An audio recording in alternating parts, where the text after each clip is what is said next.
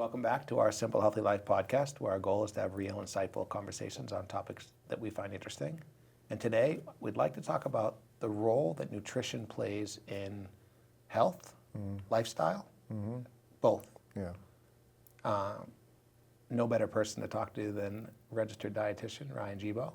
So let's start. Let's talk a little bit about that. Yeah, sure. I appreciate it. Yeah, it's always an interesting topic, obviously, because it's kind of like what I do. But I find, and we haven't circled back to this topic in a little while, and so, yeah, I mean, obviously, nutrition plays a very important role in health, and we get so much information about nutrition.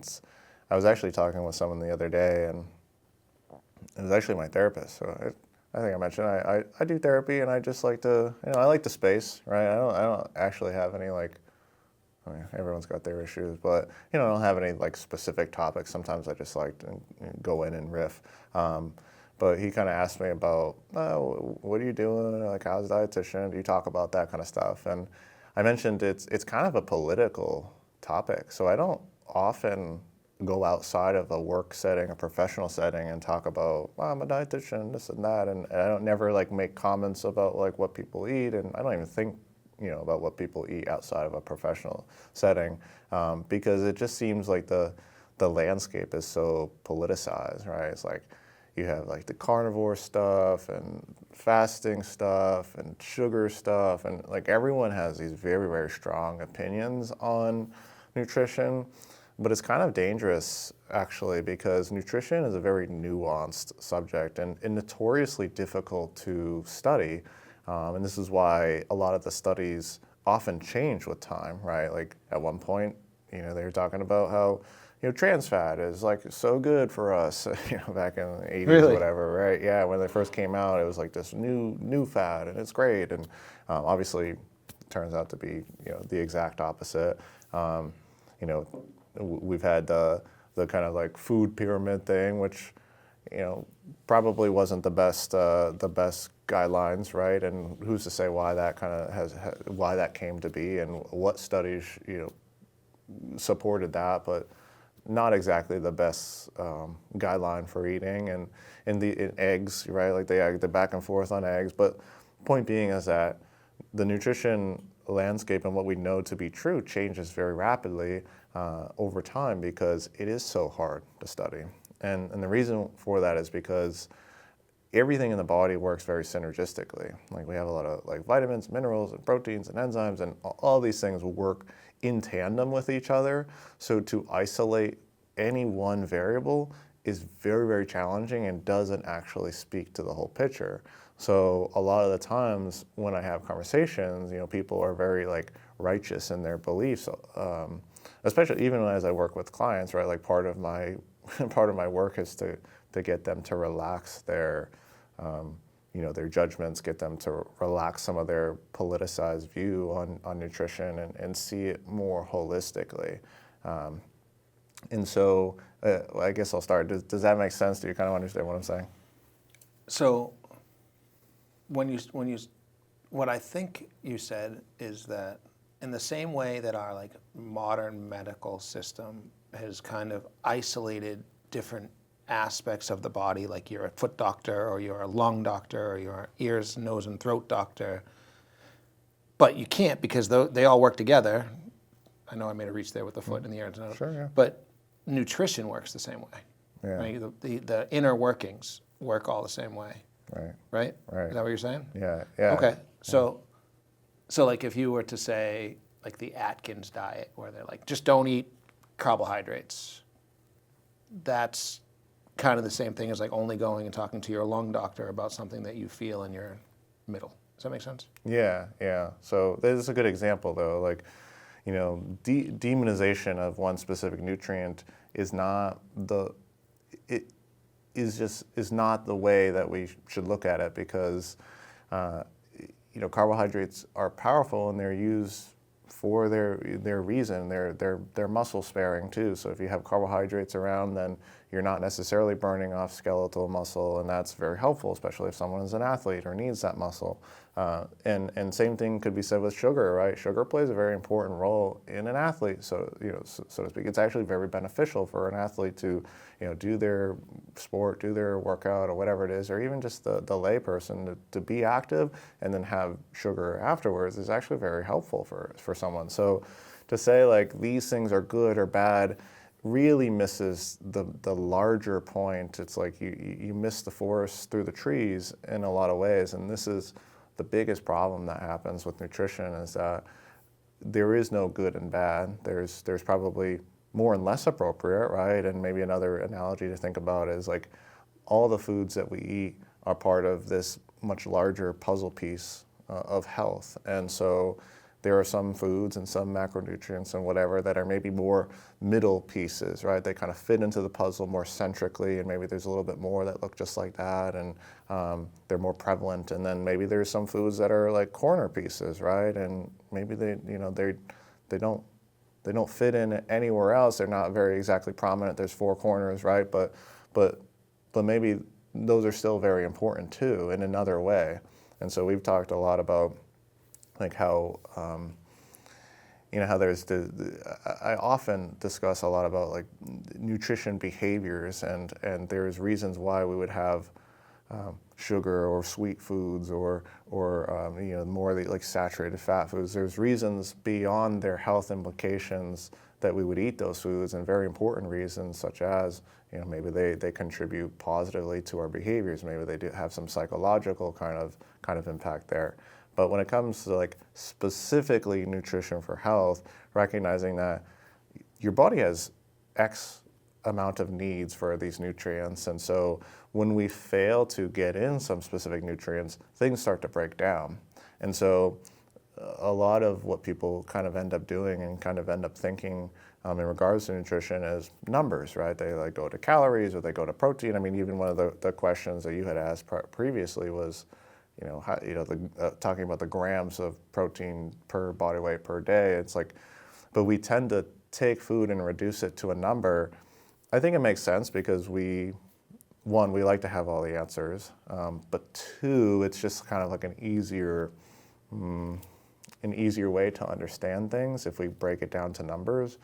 But it does miss a much larger point that food plays a much bigger role in our lives than just being a number and then just being kind of like this metric for energy. A lot of people that I talk with will kind of view food as this like thing to count and control, and okay, if I go over my calorie limit, then that's bad, and if I go under, then hey, maybe that's good because I'm displaying some sense of self-control. But what they fail to recognize is that there are many nutrients involved in foods and intertwined with foods, and we need all of those. And one of the big examples of this process is like the role of antioxidants and some of these more phytonutrient chemicals in foods. So hold on, because Sure. I was following along. I get it. Yeah. When you say antioxidants, help me understand. Help me understand. So okay, one of the biggest drivers of chronic disease is inflammation. And so inflammation is like a little bit of a buzzword, right? But basically everything that happens to us that's like malfunctioning is, the root of that is inflammation, right? In some way, shape, and form. And it doesn't necessarily need to be like, oh, I sprained my ankle and now it's all like inflamed. Like not that kind of inflammation, but everything that we do on a daily basis, the oxygen that we breathe, the foods that we eat, the chemicals that we breathe, the movement that we do creates what is known as like free radicals. And free radicals are damaging compounds in the body, and damaging on like a cellular level. So think about like a very, very small microscopic kind of level. These free radicals come through the cells and they kind of rip them apart, and they're unstable. So they basically, the process of like stability damages our cells. And so we have all this micro damage, right? And this happens wide scale. And so this is kind of like, if left unchecked, if you have tons of free radicals in the body and left unchecked, then you're receiving and enduring this like long-standing systematic damage, and that can occur, that can result in higher risks of cancer, because anytime something is damaged, the chance of it being kind of like mutated and then turning into a kind of like a cancerous cell is higher. So that's why you don't really want cells to turn over all that often unless they're meant to, like skin, for example. But yeah, any kind of like long-term chronic disease is likely a result of just too much damage from these free radicals. Think about smoking, right? Smoking, very dangerous because it produces a lot of free radicals in the body, in the lungs specifically, and then those cause damage to the lung cells over time, right? So it's not like you smoke one pack and then you're like, oh, you're dead. It's like, no, it's like, it takes time. So what an antioxidant does, the basic premise of this is that it neutralizes the free radical. So it takes this damaging compound and stops it from being damaging, okay? And we have plenty of these. There's so many different types of antioxidants. We have antioxidants that we produce, that we make, and one of those is called glutathione.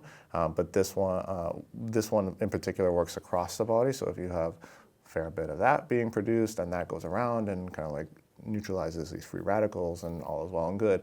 Although not just one antioxidant does the job for all the kind of like damaging compounds that we run across in a daily basis. Are you following me? So through just living, we end up with cellular damage that are caused by something called free radicals. Mm-hmm. And if we consume, and we make a product called antioxidant that can essentially capture and flush out these. Is that kind of way to put it? But we can also enhance that through the foods that we eat. Is that where you're getting at? Yeah. Okay. Yeah. So that's what the next path is. So we make some antioxidants. It's often not enough, and sometimes in studies they talk about like this this oxidation kind of balance, and that's the process of damage. It's called like oxidation, right? Question: Are we essentially more likely now that we're living in this age of lotions and chemicals to be up against these free radicals more than we would have been in our evolution? Is there more of it happening to us from our environment? Yeah, probably. I mean, it's probably well known. There's a lot of like man-made byproduct that is probably not supposed to be within us. That just happens to be. Whether or not it's like totally irreversible, I don't think so. But yeah, I mean, there's these kind of like man-made things that are carcinogenic and produce free radicals. But even things that we do on a regular basis, breathing, oxygen itself is a free radical. So oxygen itself causes oxidative stress, and so even just the act of breathing does this too. So there is, it's a little bit of both. Same thing with like exercise. The byproducts of exercise produce free radicals, and so if someone is doing like very, very excessive exercise, it's damaging in its own right, but also damaging over the long term if it's excessive by the production of some of these free radicals. And so we have this balance where we have all this oxidative stress, and we need to match that to be healthy with antioxidants or these other things that neutralize it. Unfortunately, our bodies can't keep up with the amount of oxidative stress that we naturally have just on its own. So luckily, we can get in antioxidants through foods. And it's actually kind of interesting, antioxidants you can see. And so, really? Yeah. So the actual pigment of fruits and vegetables, like the pigments itself, the green color, the red color, the blue color, all that kind of stuff, that's antioxidant. And so, really? Yeah. And so I think that's kind of cool because we're a little uncertain about like the vitamins and mineral content of some of our foods. All right, stupid question. Yeah. So chlorophyll? Yep. Chlorophyll is an antioxidant? Yeah. Wow. Yeah. So all of the colors do something for us in terms of like, reducing this oxidative stress. But it's also very interesting that these antioxidants that we take in, they work in certain areas. So some antioxidants might be very potent in the vascular system, such as green. The green color is very potent for like heart health and the cardiovascular system, and in that kind of like vascular area. But some like blueberries, very blue, violet kind of color, like those work in different areas, and specifically maybe in the brain, right? And so you have these different foods that provide us antioxidants that work in different areas, and so it kind of like begs the question, well, Ryan, if my diet isn't very varied, then I'm probably not getting cleaning compounds, like healing compounds in that area, and that'd be fair to say, right? Yeah. We do have these like all over antioxidants, like the one I mentioned earlier, like glutathione, which is the one that we produce. That does work throughout the body, but it's just not enough on its own. So we have those phytonutrients, which are antioxidants, those the pigment that you can see in fruits and vegetables. But we also have like vitamin antioxidants, like vitamin C and vitamin E are very potent antioxidants as well, which will do much of the same. They'll do the same task. They'll clean up that oxidation. So I love doing these podcasts because my brain, I always feel like something clicked, and that for me, something just clicked there. I read this book a long time ago called How Not to Die by Dr. Michael Greger. He was like the head of public health for a while. And I read the whole book, and like one paragraph sticks out to you, and it was that women that ate a handful of blueberries a day kept their cognitive function for like 7 years more.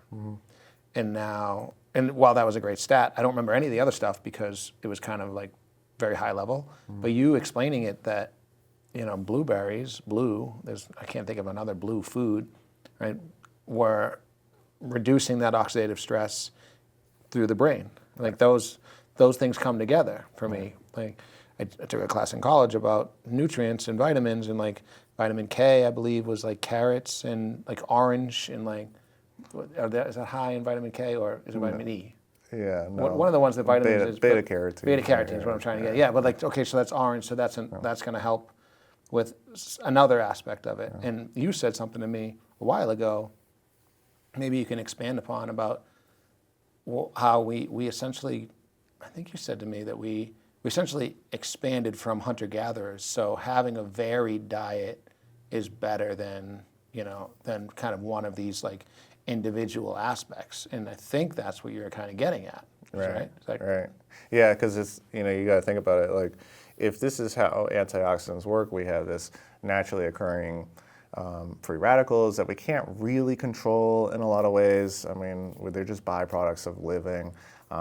And you don't have enough system-wide antioxidant to cover all that damage, then you need to have these antioxidants coming in from different sources to be optimally healthy and to be well.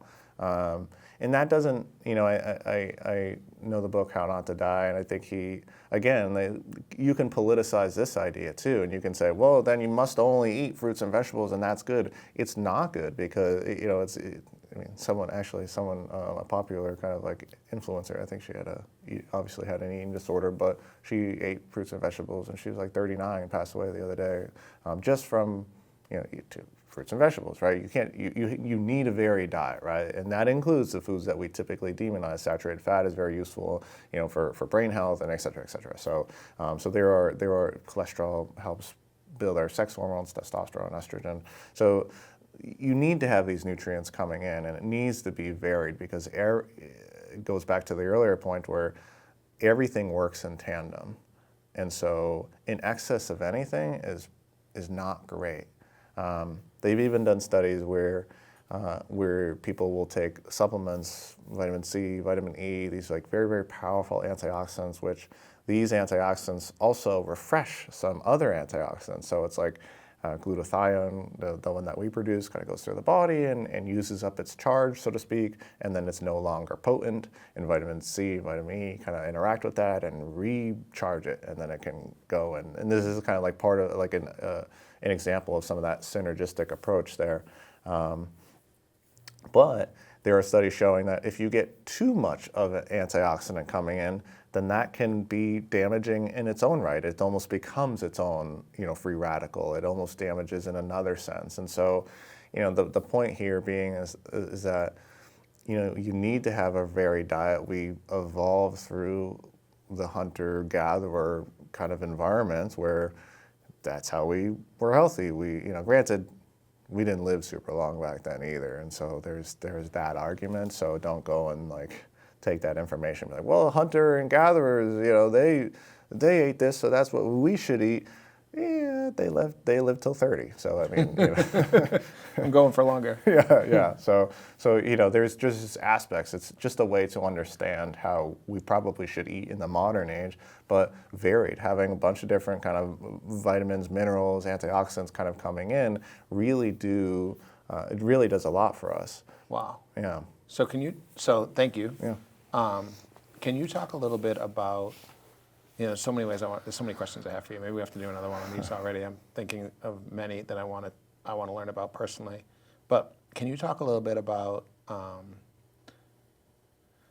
processed food, and specifically the kind of the rise of this ultra processed food, maybe versus non-processed food, right? Whole foods, and I don't even want to use versus because it sounds like there's a space for everything.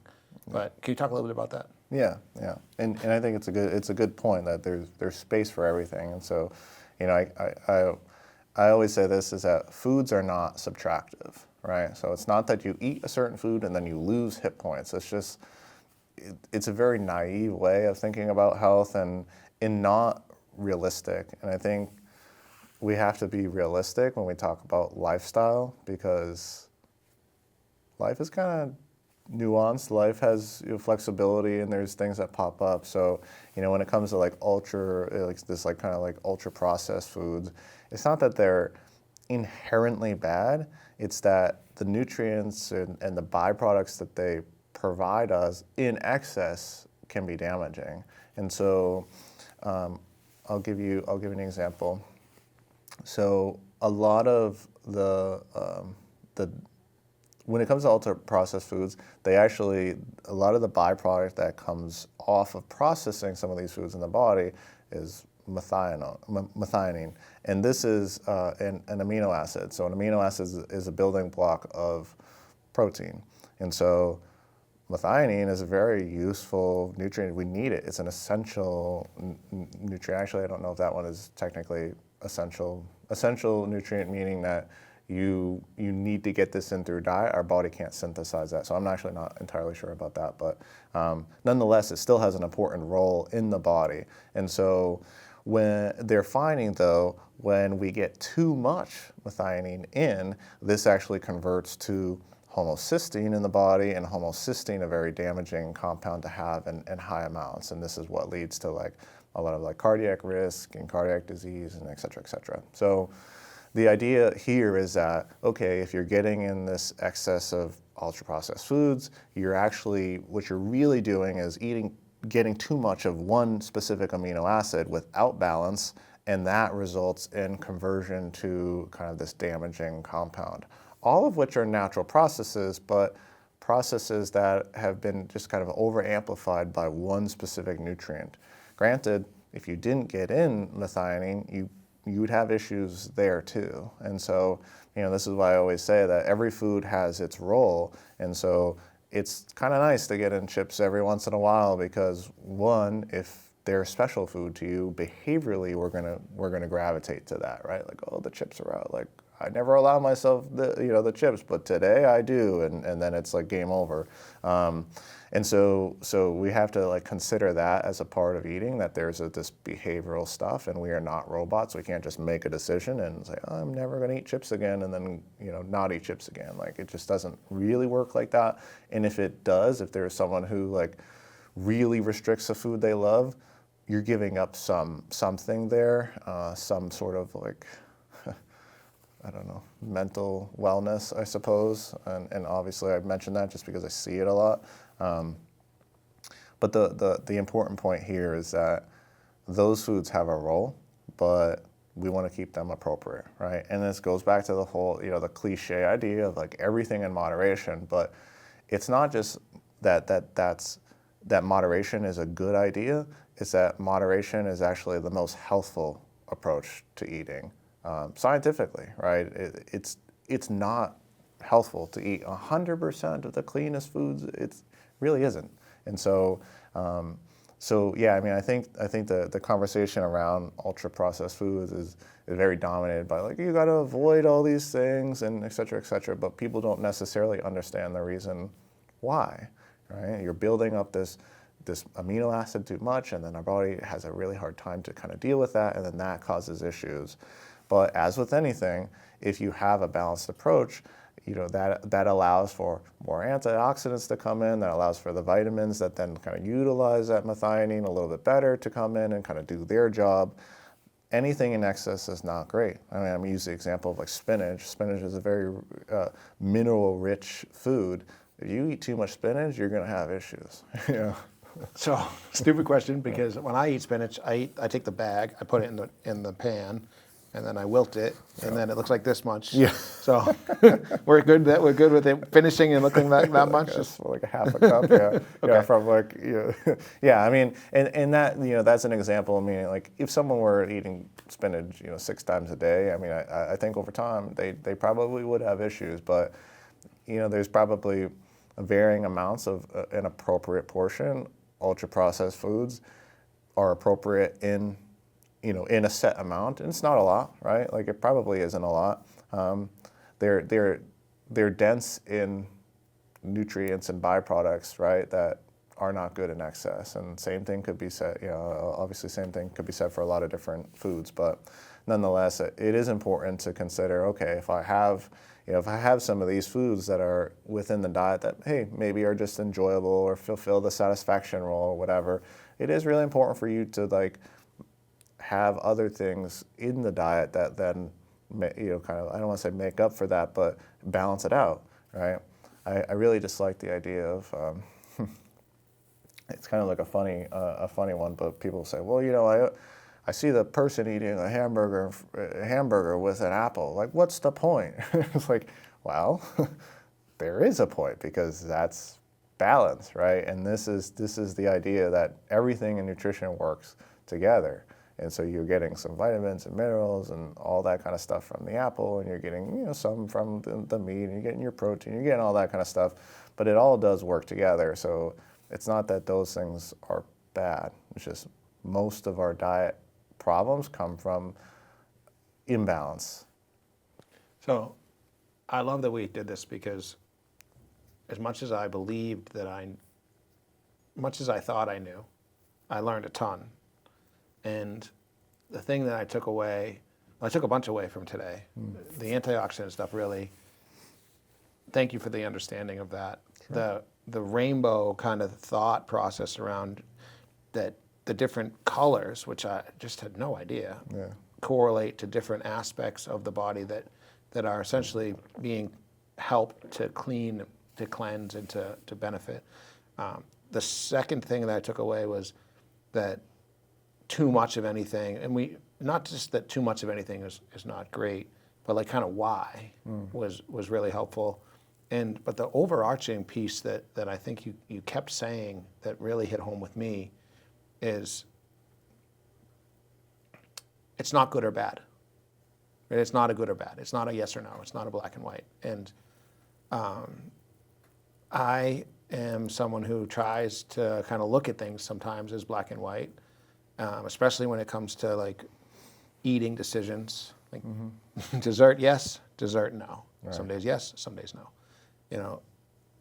I struggle, and I think maybe before we finish, and I know we're kind of up against it today, but maybe you could talk a little bit about, is there any trick's the wrong word, but I'd be using it as a trick, to kind of moderate my dessert.